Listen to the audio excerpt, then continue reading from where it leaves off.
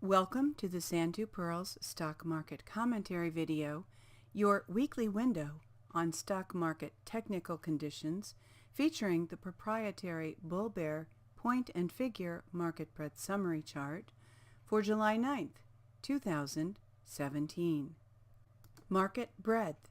With this past week's market decline, our bull-bear point and figure ratio at 1.29 fell from 1.19 last week, yet continues within bullish territory.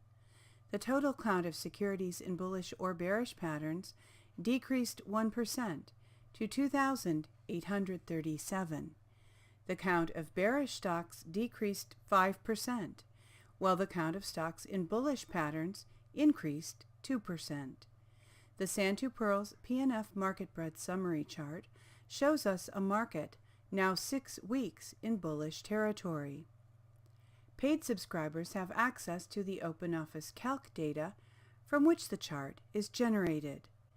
You may become a paid subscriber by visiting s2pmarketsignal.com, clicking Membership, clicking Register, and following the prompts.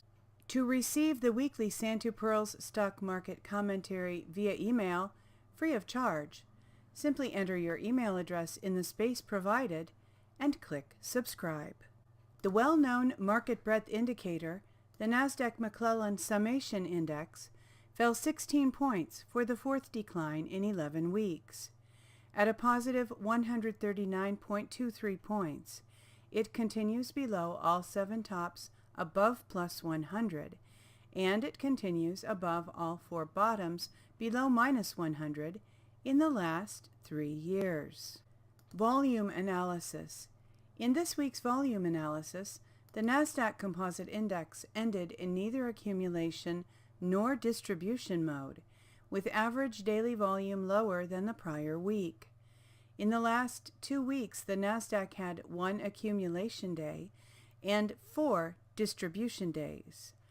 Accumulation days are counted when the index closes up on higher volume than the prior market day, while distribution days occur when the index closes down on volume higher than the prior market day.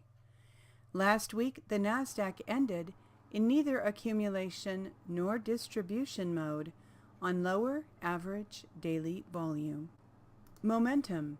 The CCI 20 daily is now at a negative 67.41, up from a negative 107.67 last week. At Wednesday 7/5 close, the CCI 20 daily had 6 consecutive days below zero for a change in Woody's trend to down. We wait for the CCI 20 daily to return to the plus or minus 50 range for another zero-line reject entry signal. In Woody's CCI trading system, 6 consecutive bars above or below zero are required for a change of trend.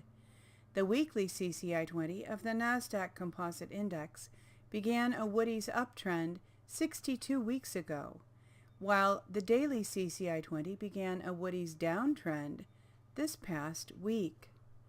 The CCI 20 weekly has fallen to 52.95, down from 76.30 last week. We await the return of the CCI 20 weekly to the plus or minus 50 range for another CCI 20 weekly simulated trade. Industry rotation the last 2 weeks. All of the top 5 industries are positive, and all of the bottom 5 are negative. Summary: banks and brokers on top, gold and silver and some tech on the bottom. Bullish: KBW Bank now leads the top 5. Brokers has entered the top 5. Oil services and oil have left the bottom 5. Networkers has left the bottom 5. Bearish: gold and silver now leads the top 5. Computer hardware has entered the bottom 5. Disk drives continue in the bottom 5. Focus this week from www.livetrade.com alhambrapartners.com. The Hidden State of Money by Jeffrey P. Snyder. The following are some highlights. Correctly interpreting the bond market is more than just how and when to invest your money in USTs. Not that it isn't useful in such a money management capacity, but interest rates starting at the risk-free tell us a lot about what is wholly unseen. There is simply no way to directly observe inside an economy what is taking place at all levels and in all transactions. We try to estimate as best we can in the aggregate, but the real economy works itself out far over the horizon. The closest we might get to a more accurate description is provided by market prices. Though incomplete by themselves, they are derived of the same dispersed knowledge of actual conditions. The bond market, by its nature and its history, is one of the best sources of information. The specific issue is, as always, opportunity. An economy's monetary circumstances will always be described first in those terms. This relationship between interest rates and the hidden economic money condition was first stated by Knut Wicksell in his theorizing about a natural interest rate. In good times, when trade is brisk, the rate of profit is high, and what is of great consequence is generally expected to remain high. In periods of depression, it is low, and expected to remain low. The rate of interest on money follows, no doubt, the same course. Milton Friedman, much later, stated it plainly as the interest rate fallacy. You can have all the central bank statistics you want, claiming that money supply is loose. But if interest rates behave as Wicksell and Friedman ably described, then in actuality, the unobservable monetary condition in the real economy must be contrary to those numbers. Inflation is, at its core, another proxy for opportunity, more of a lagging indication of its presence in the real economy, and thus the successful dehoarding of money. Through mostly the legend of Greenspan rather than actual monetary understanding, economists came to believe the Fed at the expense of the Treasury market. In almost every case shown above, the economists forecast rates moving upward based on perceptions of money through the lens of the Federal Reserve, even when directly contradicted by the bond market.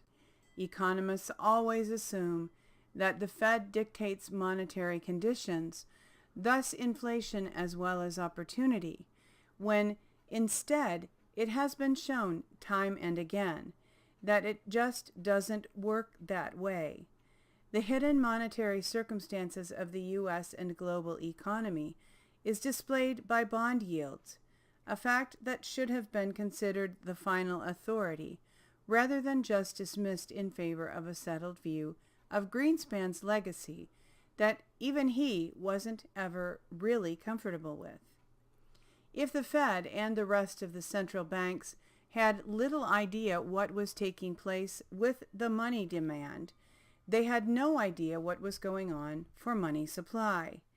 In fact, they really didn't want to know, preferring instead to focus on what Ben Bernanke would later specify as the aggregates, things like income, GDP, and most especially inflation rates.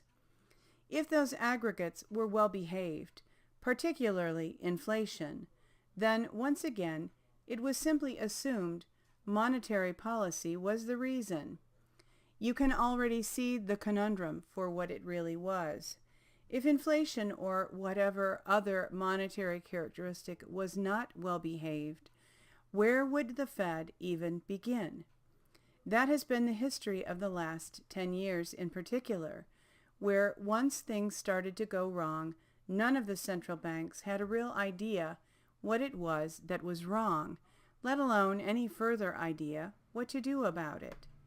In other words, The bond market is one of the few legitimate windows into hidden monetary conditions, and what it has said about the 21st century isn't what economists and policymakers want to hear. The conundrum and its current revival are just that simple. What moves the bond market? Thank you for watching this week's Sand to Pearls Stock Market Commentary video featuring the proprietary Bull-Bear Point and Figure Market Breadth Summary Chart compiled by Donald Pearl, www.s2pmarketsignal.com. Hoping that you are enjoying a peaceful and pleasant weekend, that you are looking forward to a prosperous and productive week coming up, and wishing you true success.